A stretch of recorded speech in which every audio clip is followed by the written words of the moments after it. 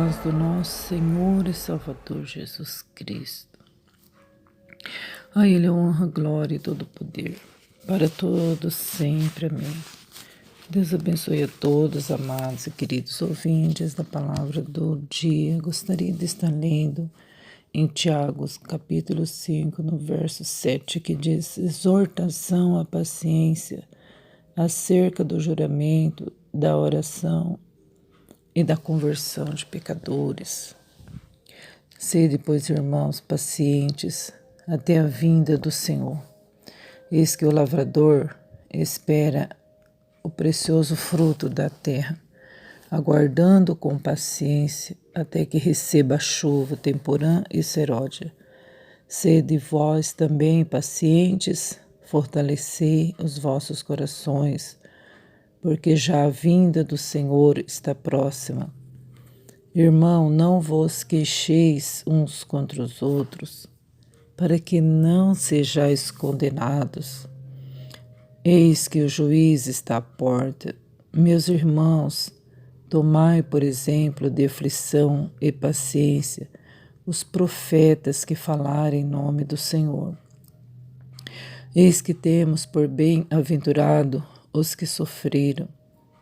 Ouviste qual foi a paciência de Jó, e viste o fim que o Senhor lhe deu? Porque o Senhor é muito misericordioso e piedoso. Mas, sobretudo, meus irmãos, não jureis, nem pelo céu, nem pela terra, nem façais qualquer outro juramento, mas que a vossa palavra seja sim, sim e não, não, para que não caiais em condenação. Está alguém entre vós aflito? Ore a Deus. Está alguém contente? Cante louvores. Está alguém entre vós doente? Chame os presbíteros da igreja e orem sobre ele, ungindo-o com azeite, em nome do Senhor. E a oração da fé salvará o doente, e o Senhor o levantará. E se houver cometido pecados, ser-lhe-ão perdoados. Confessai as vossas culpas uns aos outros, e orai um pelos outros, para que sareis. A oração feita por um justo pode muito em seus efeitos. Elias era homem, sujeito às mesmas paixões que nós, e orando pediu que não chovesse, e por 3 anos e 6 meses não choveu sobre a terra. E orou outra vez, e o céu deu chuva, e a terra produziu seu fruto. Irmãos, se algum de entre vós se tem desviado da verdade, e alguém o converter, saiba que aquele que fizer converter do erro do seu caminho um pecador, salvará da morte uma alma e cobrirá uma multidão de pecados. Graças a Deus por essa leitura tão eficaz, tão abençoada. O café da manhã da nossa alma, onde a gente vê que o servo de Deus, Tiago, irmão do Senhor Jesus na carne, ele exortou a nós a ter paciência, a esperar o Senhor em santidade. Aqui tem todas as instruções nesses pequenos versículos, esses poucos versículos que nós acabamos de ler. É um conteúdo muito profundo de vários assuntos, que nos ensina a andar na santidade e afastando das coisas ruins, dos maus comportamentos. Ele diz: irmãos, sede pacientes, até a vinda do Senhor. Por que ele diz isso? Porque muitas das vezes a gente não tem paciência. Não podemos parar no meio do caminho. Vai resolver alguma coisa, vai ficar pior, né? Então precisamos de paciência para esperar a volta do Senhor. Que muitas pessoas dizem, nossa, mas o Senhor disse que vai voltar e olha a minha idade e desde de sempre ouço ele dizer que vai voltar, alguém pregando, os irmãos dizendo que ele vai voltar e nunca volta, e desde quando minha avó era viva, ela sempre falava, né? Meus bisavós sempre diziam, e ele ainda não voltou. Mas o Senhor, ele nos exorta a ter paciência até a vinda do Senhor. Assim como o lavrador, ele espera o precioso fruto da terra, aguardando com paciência até que recebe a chuva temporã, tem a chuva seródia também. E o lavrador espera, né? Espera com paciência e a chuva chega. Tal como hoje mesmo, esse dia, né, que está chovendo, essa chuva seródia. Essa é uma chuva seródia. É a chuva que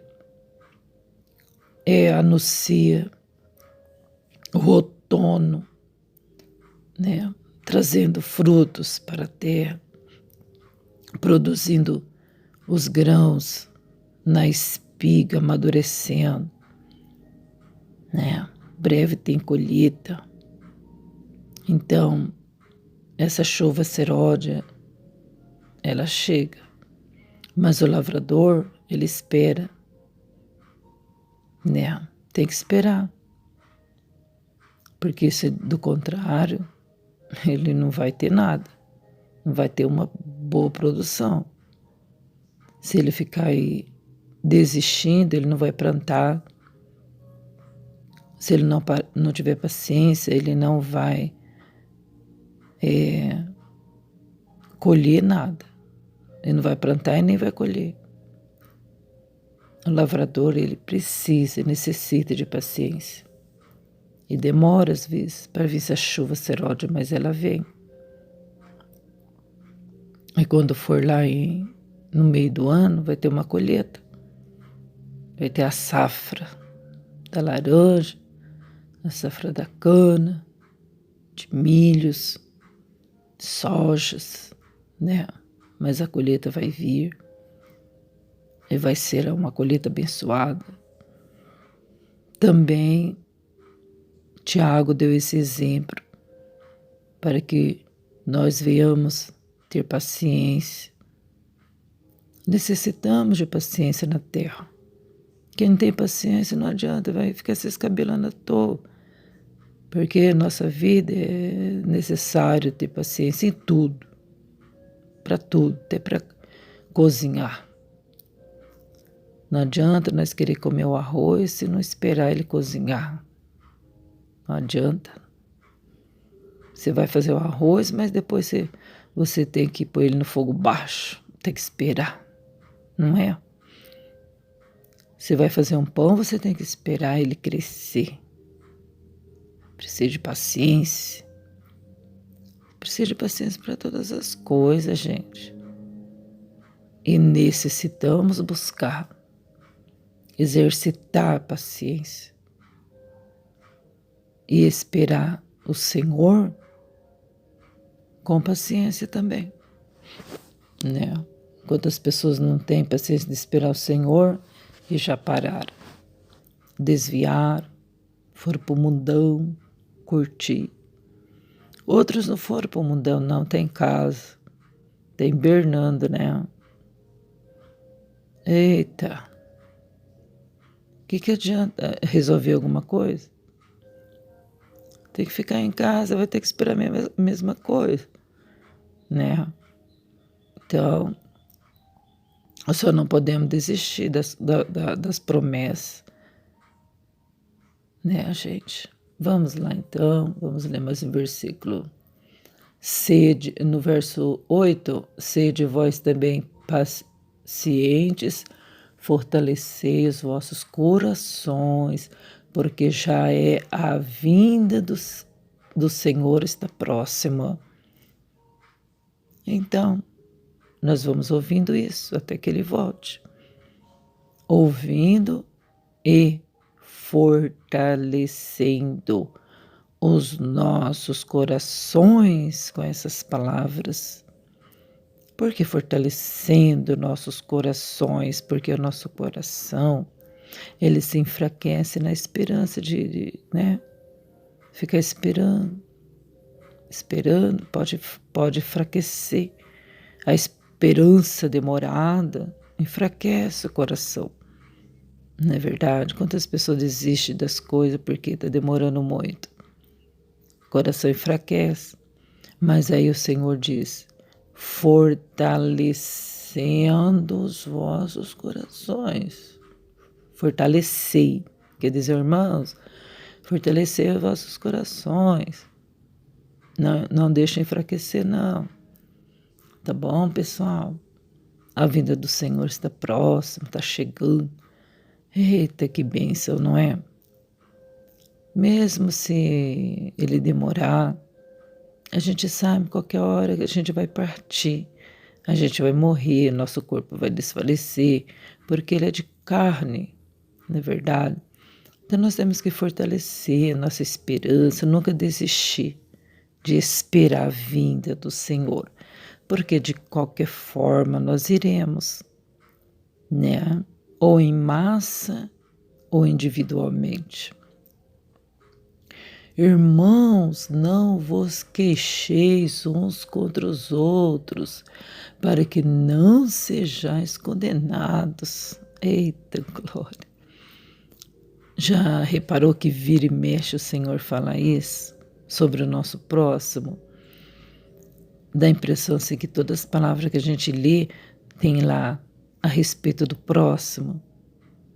Então, e ele diz também nessa manhã para nós não queixar contra o nosso próximo.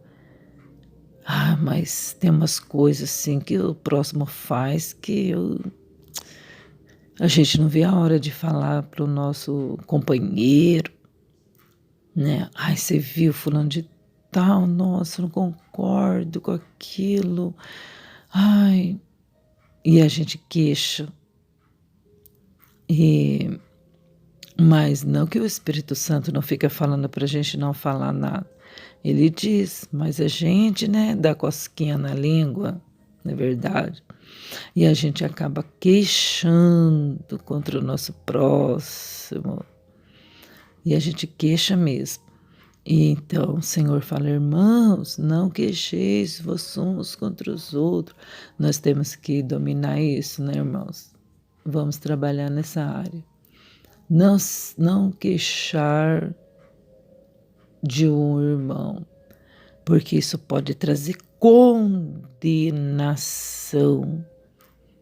É uma coisa muito séria ser condenado só porque queixou contra o irmão. Mas Deus toma as dores, sabia? Olha, o irmão está lá, buscando de madrugada, orando por você, jejuando por você. Mas você não está sabendo. Está entendendo? Essa pessoa, ela tem uma vida íntima com Deus. Só que não é todo mundo que agrada. Às vezes a pessoa tem um gesto diferente, tem uma atitude diferente da sua e você não gosta. Isso não significa que a pessoa é má, né? E quando a gente queixa dela, a gente pode estar trazendo condenação, porque a gente está mexendo, tocando na menina dos olhos de Deus.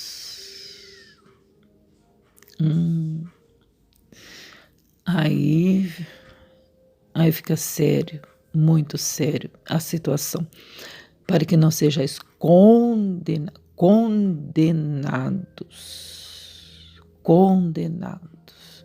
porque queixou contra um servo do Altíssimo. Aí, diante dos nossos olhos, que a gente olha a aparência das pessoas, a gente olha o jeito, as atitudes da pessoa, então a gente nem liga, a gente acha assim, é uma pessoa chata mesmo, é uma pessoa ignorante, é uma pessoa isso, aqui. Mas diante dos olhos do Senhor ela não é, não. É nós que às vezes tem lá uma pontinha de ciúme, uma pontinha de inveja, às vezes é nós que precisa ser tratada, liberta, para enxergar as coisas realmente como elas são. Né? Eis que o juiz está à porta. Está chegando. Está à porta. É ele que tem que ver essas coisas, não é o juiz. Irmãos, tomai por exemplo de aflição e paciência os profetas que falaram em nome do Senhor. Então, para a gente olhar para os profetas, para os servos de Deus dentro da Bíblia e ver que eles é exemplo para nós de paciência. E não é mesmo? Quanta paciência eles tiveram. Tiveram paciência porque amavam a Deus e respeitavam a Deus e preferiam ter paciência do que muitas das vezes jogar o balde, né? E perder esse Deus maravilhoso. Então eles sofriam, passavam as lutas, mas eles eram vitoriosos, né? Ouviste como foi o que aconteceu com Jó e a paciência dele, o fim que o Senhor lhe deu? Porque o Senhor é muito misericordioso e piedoso. Mas, irmãos, não jures, não fica fazendo juramento, não façais qualquer coisa com juramento, mas a vossa palavra seja verdadeira, sim, sim ou não, não. Por quê? Porque o que passar disso é de procedência maligna, né? O Senhor Jesus sempre diz, orienta a gente como nós devemos proceder. Um verdadeiro servo de Deus, justo e fiel, a palavra dele nunca vai ser, talvez, se der, se der eu faço, se der eu vou. Essa palavra é diabólica, porque acarreta, gente, tanta confusão. Talvez você diz assim, se der eu vou lá almoçar com você. Aí a pessoa fica assim, ela prepara toda aquela mesa esperando que você vá. Aí você não vai. O que você acarretou para essa família? Você passou para ela que você é uma pessoa insegura, indecisa. As pessoas dali vão falar mal de você. Fez um banquete para te esperar e você não foi. Acarretou muitas opiniões ao seu respeito. Então, a palavra do homem, da mulher de Deus é: sim, eu irei. Ou não, não irei. Não. A gente vê que tem a orientação, né? Para que não caiais em condenação, irmãos. Olha, nós vemos aqui que já é a segunda vez que a gente lê um versículo que fala que para a gente tomar cuidado, para a gente não ser condenado. Aqui no verso 9 fala para a gente não se queixar uns contra os outros, para que não sejais condenados. E aqui no verso 12 fala para a gente não ter 3 palavras, ou é sim ou não, para que nós não sejamos condenados também. Aí então segue a palavra dizendo, se alguém estiver feliz, cante, mas se alguém estiver aflito, ore, né? Porque se você está aflito, não adianta você ficar reclamando com os outros, vai ficar pior. É para a gente orar quando a gente estiver aflito. E hoje em dia as pessoas vão buscar remédio quando está aflito, né? E aí acontece que arrecada mais problema para o corpo, né? Às vezes você toma um remédio para angústia e pode prejudicar um órgão do seu corpo, pode afetar, né? Então, mas olha, se você está aflito, ore a Deus, dá um jeito de orar. E às vezes você não vai conseguir orar, mas só de você estar na presença do Senhor ali em joelho, quando você entra na presença do Senhor, você começa a chorar, porque você não vai ter palavras. Aí você chora, chora. Nossa, é a cura, gente. Orar é a cura. Você vai ver que ali você vai receber um alento tão grande de Deus. É maravilhoso. Mas se alguém está feliz, está contente, canta louvores, canta bastante. Irmãos, mas e se alguém estiver doente? Se alguém estiver doente, pessoal, a palavra do Senhor diz, chama os presbíteros da igreja. É para chamar os irmãos que foram ungidos para isso, separado para o presbitério. É para chamar essas pessoas para orar.